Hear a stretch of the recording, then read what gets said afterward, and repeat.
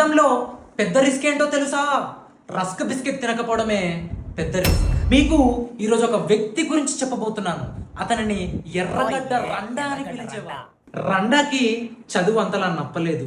రండా రండిలాగా తిరిగేవాడు. రండాకి ఎలాంటి అలవాట్లు ఉండేవో తెలుసా? సిగరెట్లే తాగుతాడు. ఎలా తాగేవాడంటే ఊపిరి కంటే పొగే ఎక్కువ పీల్చేవాడు. రండా గుట్కాలు చాలా చండాలంగా తినేవాడు. చాలా ఆరోగ్యంగా సాగుతున్న తన జీవితం ఒక్కసారిగా కుప్పకూలింది. అయ్యో దేవుడా, ఎందుకయ్యా నాకు ఈ బాధలు, ఎందుకు నాకు ఈ కష్టాలు అని కుమిలిపోయాడు. ఆ దేవుడు తనని చూసి ఒక కుక్క రూపంలో కరుణించాడు. చింటూ బంజిక్ చేసుకునేటప్పుడు రండా రాళ్లతో కొట్టాడు. చింటూ రండాని ఎలా కరిచిందయ్యా అంటే చింటూ రండా కండ పిండయింది. ఇక తన జీవితం అయిపోయింది అనుకున్నాడు. ఒక వ్యక్తి రండాని చూసి షాక్ అయ్యాడు. ఆ వ్యక్తి రండా డ్రెస్ సెన్స్ చూసి మురిసిపోయాడు. మోడల్ అని నామకరణం చేశాడు. ఆ వ్యక్తి రండాని ఇన్స్టాగ్రామ్ లో మోడల్ వీడియోస్ చేయని మోటివేట్ చేశాడు.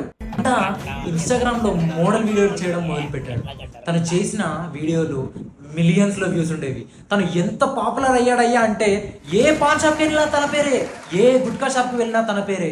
రండా ఏ స్థాయిలోకి వెళ్ళాడంటే తనని చూసి మోడల్ కమ్యూనిటీలోకి మారడం మొదలు పెట్టారు. ఇప్పుడు తన స్థాయి ఏంటో తెలుసా? రండా మోడలింగ్ లో ఏకంగా గిన్నిస్ రికార్డు బద్దలు కొట్టాడు.